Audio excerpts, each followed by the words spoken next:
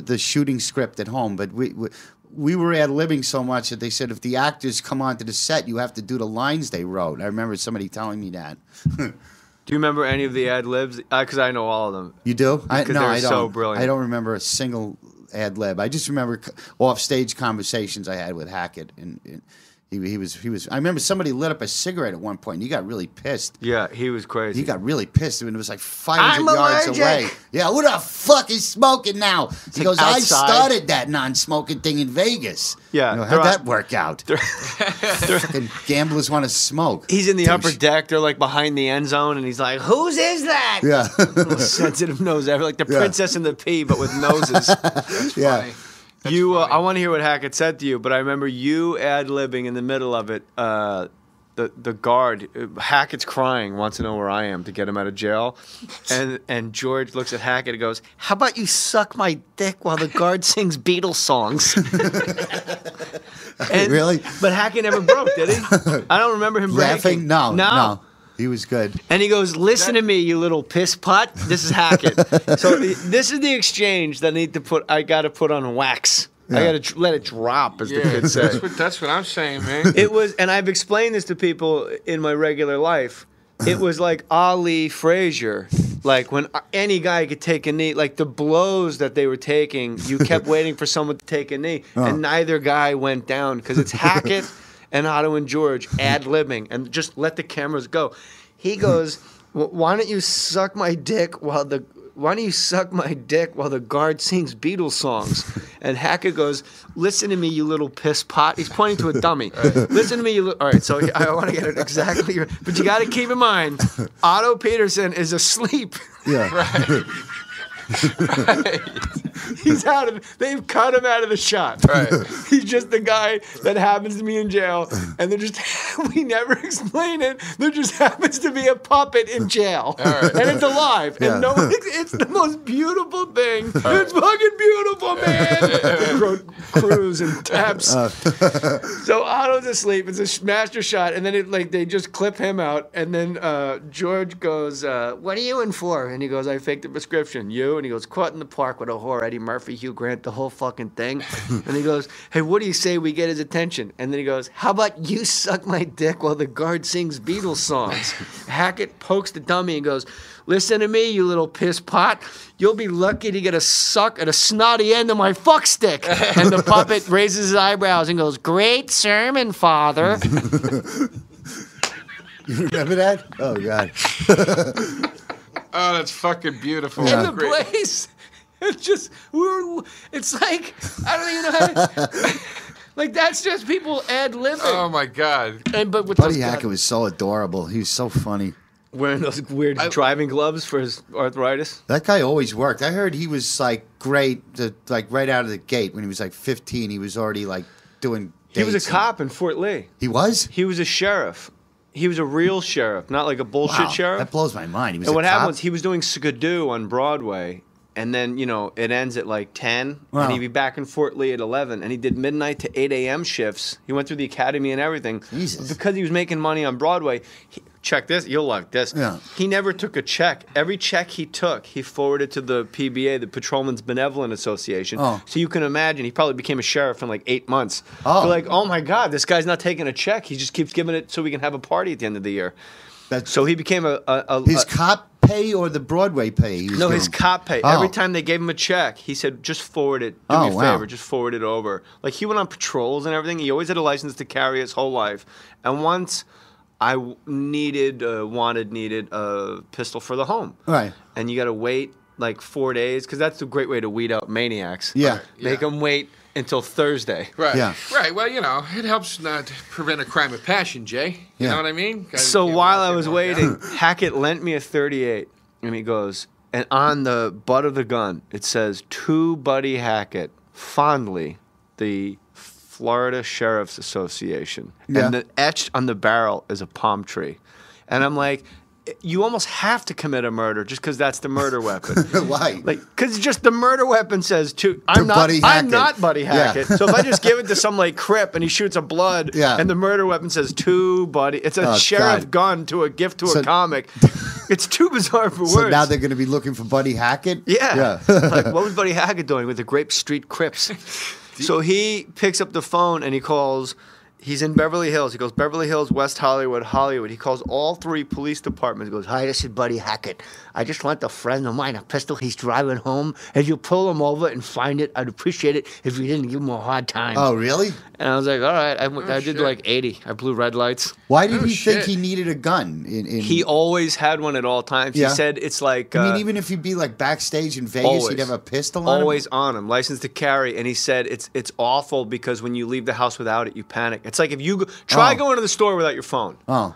Like if you go to 7-Eleven without your phone, halfway there you're like, do I go back? Do I get was it? Was he paranoid? Did he think somebody was... I mean, who attacks a comedian? I think he had it, and he told me he had it, and then once you go places without it, you're so used to having it and that supreme confidence of any situation, I can protect myself and others. Plus he was a cop, so he had that also in the background. He said he went out to the Malibu house once, and he didn't have his pistol, and he went all the way back to Beverly Hills to get his pistol and come back because he didn't feel safe sleeping. I slept at his house once in Malibu, and he goes, all right, have fun. And he leaves, and like 10 minutes later, there's a knock on the door because he gave me his keys, and he goes, let me in.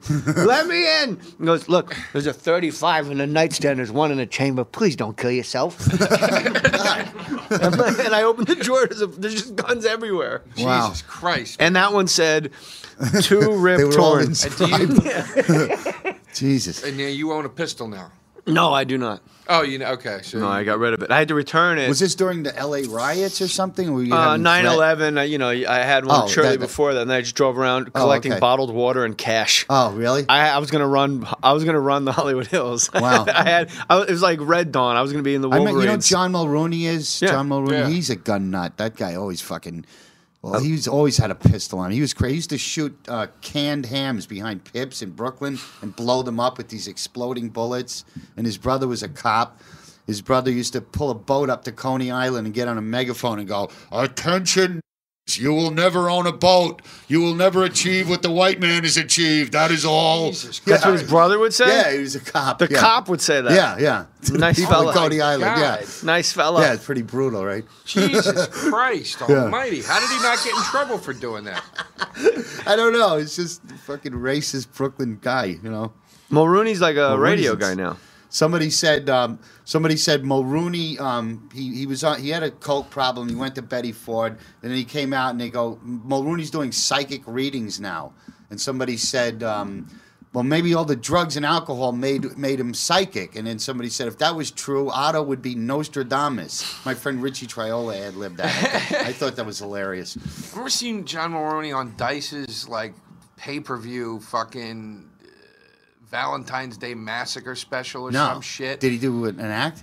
There was a heckler on a goddamn pay-per-view special, and Mulrooney came out the and Dice just crowd. annihilated this fucking Mulrooney guy. Is like very just took good him apart work. at the goddamn seams, dude.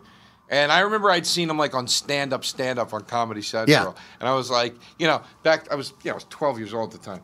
So I thought everything was, if I saw a comic be clean on TV, I thought that just meant they're clean. Yeah. So it was so weird. I remember being like, that guy's, oh my God, he's saying these terrible things. That's when it wasn't even called Comedy Central, right? It was just called the Stand-Up Comedy Channel. Comedy Channel, right. Yeah. Did Dice steal from you?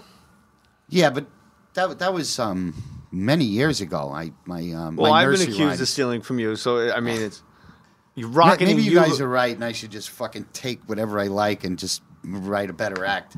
But no, your act is great. It's you. It's completely unique. Yeah. But you and I had battles on O&A about using the word yoo-hoo, the euphemism yoo-hoo for diarrhea. Well, my friend, I don't want to go into that. But with the Dice, it was... It's always, people can't wait to call you and stir shit up. Yeah. Everyone's a coat holder. They go, hey, Jay Mohr, Dice, Otto, let me hold your coat. You guys go fight it out. My friend Don Jameson opens for Dice all the time, and he goes, I'm sick of people saying Dice stole from Otto, whatever. And I go, did you ever hear me say it? Not once, right? It's other people trying to, get me upset or, want to hear the inside story. I had outgrown doing the nursery rhymes, and Dice, somebody goes, hey, man, Dice is in California, and he's doing your act. It's like... So you did nursery rhymes back in the day. It was a small part of my act, and I guess he saw more potential in it than I did. And created the Dice. He didn't do the Dice character when I used to work with him. He just did. Are you guys friends now? No, not really. I mean, I saw him at Florentine's wedding, and we hugged and everything. And then I was waiting for him to come over and have more of an exchange with him. How you doing, Otto? How you been? I haven't seen you. Thanks for the career. Yeah, I thought he should have come over and settled. Had engaged me a little more. I thought, the ball's in your court. I fucking hugged you. Say something to me. And then I saw him having a powwow with Artie Lang in the corner. I go, well, fuck him. We talked about this on O&A. So you did nursery rhymes. Yeah. And then all of a sudden Dice got famous for nursery rhymes. Everybody said that was the funniest thing in his act, and that was his signature mark, and I go, well, what do you want me to do? Shoot him with a crossbow? It's over. Sure. Yeah. Were they the same nursery rhymes? Well, yeah, there wasn't a woman who lived in a shoe. She had so many children, her uterus fell out. Mine. Little boy blue, he needed the money. That's mine. Now, did George say it? Yeah. And I would do this whole, would you like to hear a poem? I would clear his throat. That always got a big laugh. That always got a gigantic laugh when he would go, like that before the poem. Well, good. And then Dice was like, his idol was Elvis, and I also knew Eddie Murphy before he became a gigantic movie star, and his idol was Elvis. I go, I don't understand how a comedian's idol could be a singer. It should be, shouldn't your idol be Carlin or Pryor? You know what I mean? It's like, who's your idol? In comedy? No, in architecture. You half Danish junkie. I'm like everybody else. I think Carlin and Richard Pryor are the shit. There's nobody even close. Yeah. No, Carlin's the number one. Yeah, and Pryor's my two, but yeah. But a long two, distant two. It took me a while because just some. You know what it is with Carlin? Yeah, it's like somebody could do Carlin off Broadway as a one-man show. Like you take any of those specials and just present it. They're essays. Yeah.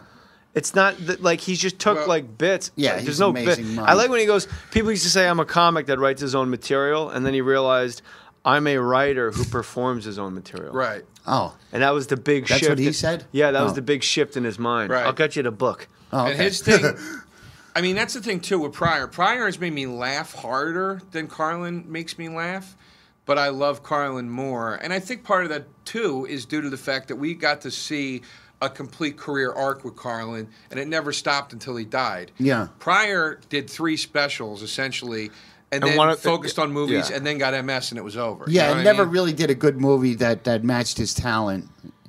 Yeah, he didn't. I can't name one great comedy movie with Pryor in it. I like Stir Crazy a lot. Stir Crazy's good, but it's not classic. He should have been in Blazing Saddles. That was supposed to be him, the black Instead of Cleavon Little? Yeah, Mel Brooks wanted him, but they wouldn't sign off on him or whatever. They probably couldn't get insurance. Yeah. If you, what movie would you most want to be in besides Stroke or Race? Would I want to be in? I'd like to be in a really gory horror film. That would be. I think that would be cool. Yeah. Do you want to act? If you could just eschew the puppet and just go out. It's got to happen organically. I'm not going to start going out and fucking auditioning. It's got to be somebody wants that really me in is, a movie. That is kind of the way to act. Yeah, I know. I'm not going to do it. I'm not going to do it. All right, so I guess the answer is no. There was a movie with... I mean, if they just hand it to me on a silver platter and they find me in my crackdown in Staten Island, sure, I'll do Ron Howard a favor, but, I'm not going to read for it like some ham and egger. Yeah. All right, we're running out of time here. It's at Otto and George, and your website, ottoandgeorge.com. Yeah, and also, I got a lot of stuff on YouTube. If they want to see Telecrappies, it's in 2 parts. I love Telecrappies on YouTube, and it's all there on my website and shit. Yeah. I'm most happy about this, and we never got to George, and George can kiss my ass because he's an inanimate object. He's watching season 1 and 2 of The Sopranos. He's right. Season 2 sucks. See? Yeah. It's a nice callback. I think it was important, because a lot of people wanted the dummy to come on and just smash everybody, but... Yeah, I think this was way more important, and I appreciate you just being honest. And I don't think people realize how much work goes into what you do. There's so much, and again, I keep saying Colin, but if that was the discussion we had, and Joe and I have talked about it, sitting on trains on the way to gigs. You do a great Colin. All right. Does that come naturally, or do you have to sit and study it? What am I going to do? Rehearse me? Yeah. I'd be kind of. I think the kids call it meta, you know, and not meta world peace. You know, he's like someone from John Mulready's brothers who yelling at Laker games. They should have had him be coach of the Lakers. They'd play defense, you know. But attention, it's a pseudonym. Attention, Lakers. You'll never have a